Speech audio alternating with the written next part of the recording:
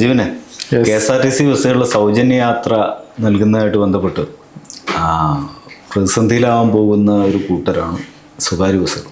അവർ പണിമുടക്കിലേക്ക് നീങ്ങും എന്ന തരത്തിലുള്ള തീരുമാനങ്ങളൊക്കെ എടുത്തതായിട്ടാണ് ഇന്നിപ്പോൾ പുറത്ത് വാർത്തകൾ പറയുന്നത്. തൃശ്ശൂർ ഇപ്പോൾ അവരുടെ അസോസിയേഷൻ്റെ ഒരു യോഗം നടന്നിരുന്നു. യോഗത്തിലെ തീരുമാനം ഇത് അവർക്ക് വലിയ പ്രതിസന്ധിയായിരിക്കും. അവരുടെ തൊഴിലാളികൾ, ബസ് തൊഴിലാളികൾ പട്ടിണിയിലാവും. ഇത് വിചാരിച്ചതിനപ്പുറത്തേക്ക് വലിയൊരു പ്രശ്നമാവാൻ പോകുന്നുണ്ട്. ഒരു സാമൂഹ്യ പ്രശ്നമായിട്ട് മാറാനുള്ള സാധ്യതയാണ് ഇപ്പോൾ കാണുന്നത്. എന്താണ് ഇതിനെ പറ്റിയിട്ട് കരുതുന്നു? ഈ UDF സർക്കാരിൻ്റെ പ്രധാന 5 തെരഞ്ഞെടുപ്പ് വാഗ്ദാനങ്ങളിൽ ഒന്നായിരുന്നു സ്ത്രീകൾക്ക് KSRTC ബസ്സുകളിൽ സൗജന്യ യാത്ര അനുവദിക്കുമെന്നുള്ളത്. നമുക്ക് പ്രതീക്ഷിച്ച പോലെ തന്നെ നമുക്ക് അറിയായിരുന്നു എല്ലാവർക്കും എല്ലാ ബസ്സുകളിലും സൗജന്യ യാത്ര അനുവദിക്കാൻ സാധിക്കില്ല. ഓർഡിനറി ബസ്സുകളിൽ മാത്രമായിരിക്കുമെന്ന് ഏറെക്കുറെ ഒരു പരിധിക്ക് ശേഷം നമുക്ക് ഏറെക്കുറെ ഉറപ്പായി. തെരഞ്ഞെടുപ്പ് പ്രചാരണ സമയത്ത് ഒരിക്കൽ പോലും അന്നത്തെ പ്രതിപക്ഷമായിരുന്ന UDF പറഞ്ഞിട്ടില്ല ഓർഡിനറി ബസ്സുകളിൽ മാത്രമായിരിക്കും ഈ വാഗ്ദാനം നൽകുക എന്നുള്ളത് പറഞ്ഞിട്ടില്ല. കേരളത്തിലെ KSRTC ബസ്സുകളിൽ നൽകുമെന്നാണ് പറഞ്ഞത്. എല്ലാ ബസ്സുകളിലും അദ്ദേഹം പ്രത്യേകമായിട്ട് പറയുന്നു പോവാം, എത്ര ദൂരം വേണം പോകാന്നൊക്കെ പറയുന്നുണ്ട്. ബസ്സിനകത്ത് രമേശ് പിഷാരടിയൊക്കെ ബസ്സിനുള്ളിൽ കയറി തന്നെ വാഗ്ദാനങ്ങളൊക്കെ സ്ത്രീകൾക്ക് നൽകുന്നുണ്ട്. അതിനുശേഷമാണ് ഇതുമായി ബന്ധപ്പെട്ട ആലോചനകളും കൂടിയാലോചനകളൊക്കെ നടത്തിയതിനു ശേഷമാണ് ഇപ്പോൾ ഈ തിങ്കളാഴ്ച ജൂൺ 15-ാം തീയതി മുതൽ സംസ്ഥാനത്തെ ഓർഡിനറി ബസ്സുകളിൽ സ്ത്രീകൾക്ക് സൗജന്യ യാത്ര അനുവദിക്കാനുള്ള തീരുമാനമുണ്ടായത്. അത് പ്രഖ്യാപിക്കുകയും ചെയ്തു. കഴിഞ്ഞ ദിവസം VD സതീശൻ പത്രസമ്മേളനം വിളിച്ചു കൂട്ടിയാണ് ഇത് പ്രഖ്യാപിച്ചത്. ഇതിന് പിന്നാലെയാണ് സ്വകാര്യ ബസ്സുകൾ ഒരു സമരമുഖത്തേക്ക് ഇറങ്ങുന്നതായുള്ള സൂചന നൽകിക്കൊണ്ടുള്ള പ്രസ്താവനകൾ അവരുടെ ഭാഗത്തുനിന്നുണ്ടായത്. ഇതിനു മുമ്പ് ഈ സ്ത്രീകൾക്ക് ബസ്സുകളിൽ സൗജന്യ യാത്ര നൽകുമെന്നുള്ള ഒരു പ്രസ്താവന UDFിൻ്റെ ഭാഗത്തുനിന്ന് ഉണ്ടാവുകയും പിന്നാലെ അവർ അധികാരത്തിലെത്തുകയും ചെയ്തപ്പോൾ തന്നെ ബസ് അസോസിയേഷൻ്റെ ഭാഗത്തുനിന്ന് പലരും പ്രതികരണം നടത്തിയിരുന്നു. ഇങ്ങനൊരു സാഹചര്യം ഉണ്ടായിക്കഴിഞ്ഞാൽ സ്വകാര്യ ബസ്സുകൾ കനത്ത പ്രതിസന്ധിയിലാകും, നഷ്ടത്തിലാകും, ബസ്സുകളെല്ലാം കൂടെ പൂട്ടിക്കെട്ടേണ്ട അവസ്ഥയിലെത്തും. ആ സമയത്ത് പ്രത്യേക പാക്കേജ് വേണമെന്നുള്ള ആവശ്യങ്ങളൊക്കെ പലരും ഉന്നയിച്ചിരുന്നു, സ്വകാര്യ ബസ്സുകൾ ഉന്നയിച്ചിരുന്നു. ഇന്ന് തൃശ്ശൂർ ചേർന്ന അവരുടെ പ്രൈവറ്റ് ബസ്സുകളുടെ അസോസിയേഷൻ്റെ ഒരു യോഗത്തിലാണ് ഇപ്പോൾ വളരെ ശക്തമായ തീരുമാനത്തിലേക്ക് എത്തുന്നത്. കാരണം അവർ പറയുന്നുണ്ട് ഈ നടക്കാൻ പോകുന്ന ബജറ്റിൽ അവർക്ക് അനുകൂലമായിട്ടൊരു തീരുമാനം ഉണ്ടായില്ലെങ്കിൽ സമരം ഉൾപ്പെടെയുള്ള മാർഗങ്ങളിലേക്ക് കടക്കേണ്ടി വരുമെന്ന സൂചന നൽകുന്നുണ്ട്. അപ്പോഴും അവർ പറയുന്നുണ്ട് സമരത്തിലേക്ക് കടന്നു കഴിഞ്ഞാൽ അവർ തന്നെയാണ് പ്രതിസന്ധിയിലായി പോകുന്നൊരു സാഹചര്യം ഉണ്ടാകുന്നത്. കാരണം തൊഴിലാളികളടക്കം പട്ടിണിയിലേക്ക് എത്തും, അവിടെ ഒരു പ്രതിസന്ധിയുണ്ട്. അതുപോലെ തന്നെ ബസ് നിരത്തിൽ ഇറക്കിയില്ലെങ്കിൽ അതും ഒരു പ്രതിസന്ധിയാണ്. കാരണം ഈ വണ്ടിയെല്ലാം കൂടെ എവിടെ സൈഡിൽ കൂട്ടിയിട്ടൊന്നും കാര്യമില്ലല്ലോ. വരുമാനമില്ലാത്തൊരവസ്ഥ എന്ന് പറയുമ്പോൾ വേറൊരു പ്രശ്നത്തിലേക്ക് എത്തും. അതുപോലെ തന്നെ സർക്കാരിൻ്റെ ഭാഗത്തുനിന്ന് ഒരു അനുകൂലമായ തീരുമാനം ഉണ്ടാകുകയും വേണം.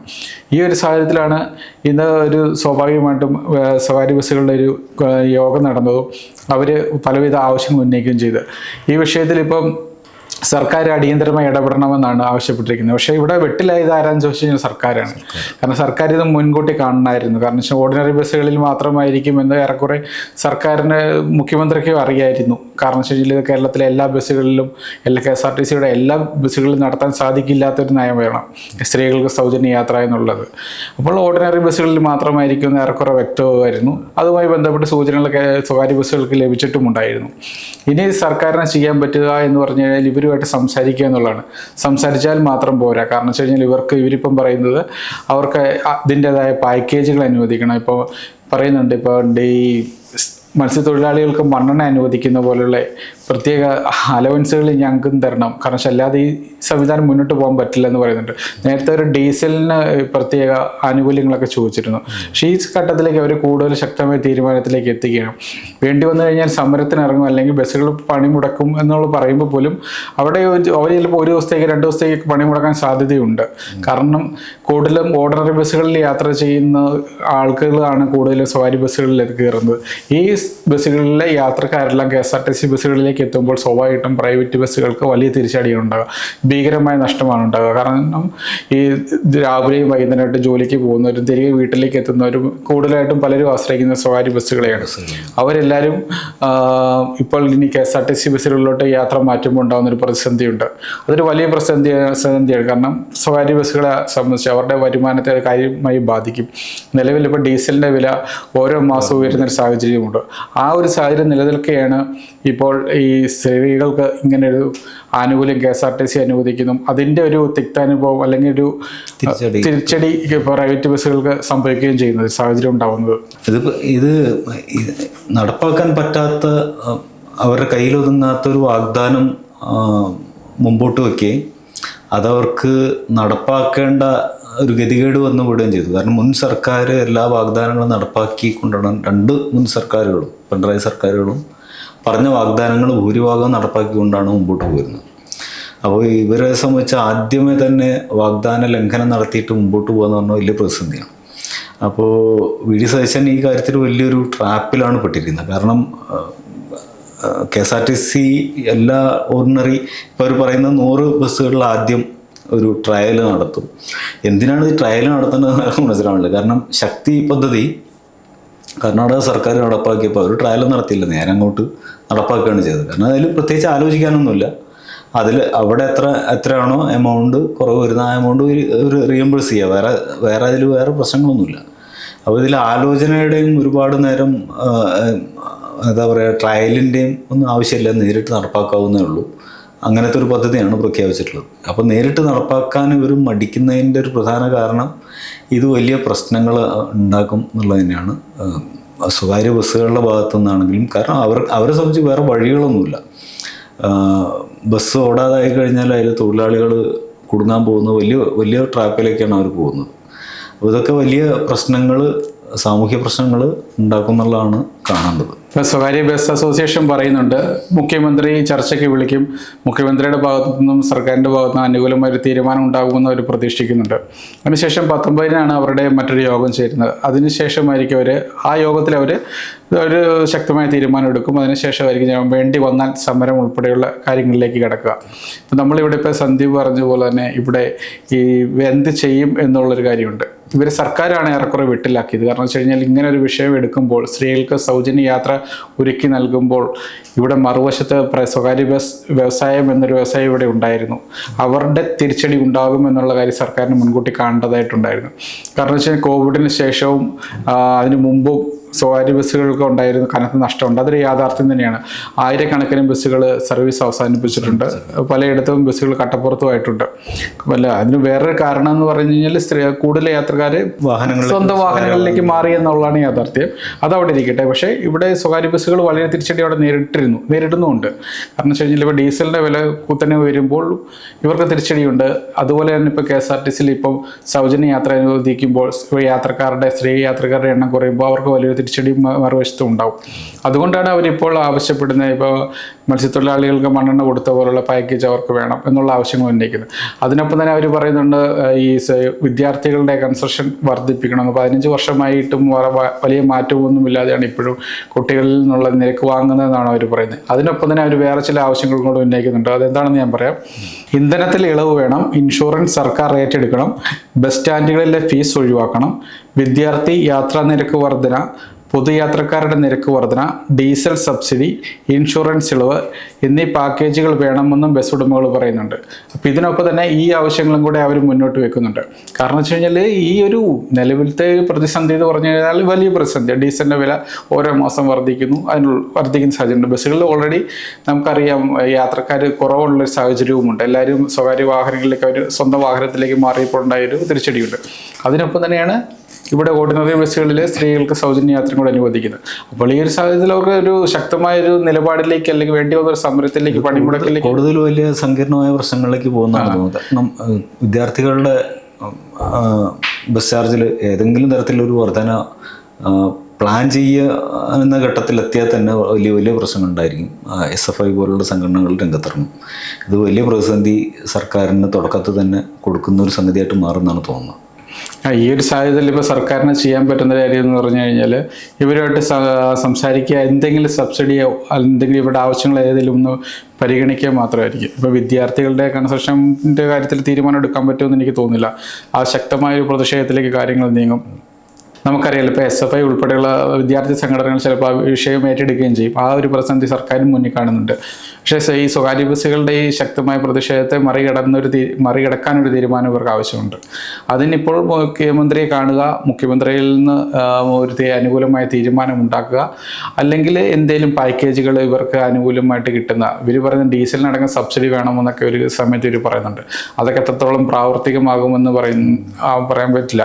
അതുപോലെ തന്നെ ഈ സർക്കാരിൻ്റെ സഹായത്തോടെയാണ് KSRTC ബസ്സുകൾ സർവീസ് നടത്തുന്നത്. അത്തരം സഹായങ്ങൾ ഞങ്ങൾക്കും വേണമെന്ന് ഇവർ അവകാശപ്പെടുന്നുണ്ട്.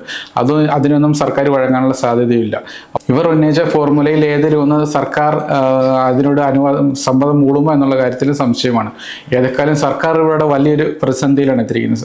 ഇവിടെ സ്ത്രീകൾക്ക് സൗജന്യ യാത്ര KSRTCയിൽ ഒരുക്കി നൽകി മറുവശത്ത് മറ്റൊരു വ്യവസായത്തെ പൂട്ടിക്കിട്ടുന്ന ഒരു സാഹചര്യത്തിലേക്ക് സർക്കാർ ഇവരെ തള്ളിവിട്ടിരിക്കുകയാണ്. അവർക്ക് പണിമുടക്കിലേക്ക് പോകേണ്ട സാഹചര്യത്തിലേക്ക് എത്തിയാലും അതിന് കാരണക്കാർ സർക്കാർ തന്നെയാണ്. ഇപ്പോൾ വാഗ്ദാനം നൽകിയ പ്രകാരമല്ല ഇപ്പോൾ സർക്കാർ മുന്നോട്ട് പോകുന്നത്. അവരെല്ലാ ബസ്സുകളിൽ നിന്ന് വാഗ്ദാനം നൽകി അതിപ്പോൾ ഓർഡിനറി ബസ്സുകളിലേക്ക് മാത്രമായി മാറി അവിടെയും മാറ്റിയിട്ടുണ്ട് സർക്കാർ. ഇപ്പം ഈ സ്വകാര്യ ബസ്സുകളുമായിട്ട് ചർച്ച നടത്തുമ്പോൾ ഏത് കാര്യത്തിൽ നീക്കുപോക്ക് ഉണ്ടാക്കും എന്നുള്ള കാര്യത്തിൽ വ്യക്തതയില്ല. അതിൻ്റെ എണ്ണം കുറയ്ക്കാനുള്ള സാധ്യതയാണ് കാണുന്നത്. കാരണം ഇപ്പോൾ പറയുന്ന 100 ബസ്സുകൾ ആദ്യം നടപ്പിലാക്കും. പിന്നെ മറ്റൊരു കാര്യം പറഞ്ഞത് ഇത് കൺസെഷൻ ഈ സൗജന്യം കൊടുക്കുന്ന ബസ്സുകളിൽ പ്രത്യേക സ്റ്റിക്കർ ഉണ്ടായിരിക്കുന്നു. അതായത് ഓർഡിനറി ബസ്സുകളിൽ തന്നെ എല്ലാറ്റിലും ഉണ്ടായിരിക്കില്ല, ചില ബസ്സുകളുണ്ടാവും അതിലൊരു പ്രത്യേക സ്റ്റിക്കർ ഉണ്ടായിരിക്കും. ചുരുക്കത്തിൽ ഇതൊരു തരികിട പരിപാടിയിലൂടെ അവസാനിപ്പിക്കാനുള്ള പ്ലാനാണ് സർക്കാരിനുള്ളത്. കാരണം പല തരത്തിലാണ് നഷ്ടങ്ങൾ വരുന്നത്. KSRTCക്ക് മാത്രം നഷ്ടം ഉണ്ടാക്കുന്ന ഒരു സംഭവമായിരുന്നെങ്കിൽ കുഴപ്പമില്ലായിരുന്നു. ഇതിപ്പോൾ അങ്ങനെയല്ല ഉണ്ടാകുന്നത്. രണ്ട് വ്യവസായത്തിനും നഷ്ടം ഉണ്ടാക്കുന്നു. അതിൻ്റെ കൂടെ അവർ ആവശ്യപ്പെടുന്ന ഡിമാൻഡുകൾ എന്ന് പറഞ്ഞാൽ വിദ്യാർത്ഥികളുടെ കൺസെഷനിൽ ഇടപെടണം, അങ്ങനെയുള്ള ഡിമാൻഡുകൾ, അതൊക്കെ സർക്കാരിനെ നല്ല പ്രതിസന്ധിയിലാക്കും. സ്വാഭാവികമായിട്ടും ഒരു ഇതിൽ കോംപ്രമൈസ് ചെയ്തിട്ട് അത് നടപ്പാക്കിയെന്ന് ചോദിച്ചാൽ നടപ്പാക്കി, ഇല്ലെന്ന് ചോദിച്ചാൽ ഇല്ല. ആ തരത്തിൽ ഇത് ബാലൻസ് ചെയ്യുന്നതായിരിക്കും ഇവർക്ക് നന്നാവുക. അല്ലെങ്കിൽ ഇത് വലിയ പ്രശ്നമായിട്ട് മാറും. പിന്നെ അത് മാത്രമല്ല, ഇവർ ഒട്ടും റിയലിസ്റ്റിക് അല്ലാത്ത വാഗ്ദാനങ്ങളാണ് പലതും. ഇത് മാത്രമല്ല, മറ്റേ ആ കുട്ടികളുടെ മോട്ടോർ വാഹനങ്ങളുടെ എന്താ പറയുക മോഡിഫിക്കേഷൻ ഇത് ഒട്ടും റിയലിസ്റ്റിക് അല്ല. എവിടെ നോക്കിയാണോ എന്താലോചിച്ചാണോ അദ്ദേഹം അങ്ങനത്തെ വാഗ്ദാനങ്ങൾ കൊടുത്തിരുന്നു എന്നുള്ള വലിയൊരു സംഗതിയാണ്. അപ്പോൾ ഇന്ദിരാഗാന്ധി പോലെ എവിടെയും തുടങ്ങും. അത് അവർക്ക് നടത്താൻ കഴിയില്ല. ഇന്ദിരാഗാന്ധി എന്നിട്ട് നടത്തുന്നത് മറ്റേ സമൃദ്ധിയിൽ നിന്ന് ഫുഡ് കൊണ്ടുവന്നിട്ട് നടത്തുന്ന അവസ്ഥ. അതുപോലെ തന്നെ കർണാടകനെ നോക്കിയിട്ട് നടപ്പാക്കാൻ പ്രഖ്യാപിച്ചാണ് ഈ KSRTCയിലെ സൗജന്യ യാത്ര. പക്ഷെ അവിടുത്തെ ഒരു പ്രത്യേകത എന്ന് പറഞ്ഞാൽ ലാഭത്തിൽ പ്രവർത്തിക്കുന്ന 4 കമ്പനികൾ, അവർക്ക് റൂട്ടുകൾ മുഴുവൻ കുത്തകയാണ് എന്ന് മാത്രമല്ല സർക്കാരും നല്ല സാമ്പത്തിക നിലയിൽ. അപ്പോൾ അവർക്കിത് ഏറ്റെടുക്കാനും നടപ്പിലാക്കാനും ഒരു പ്രയാസമില്ല.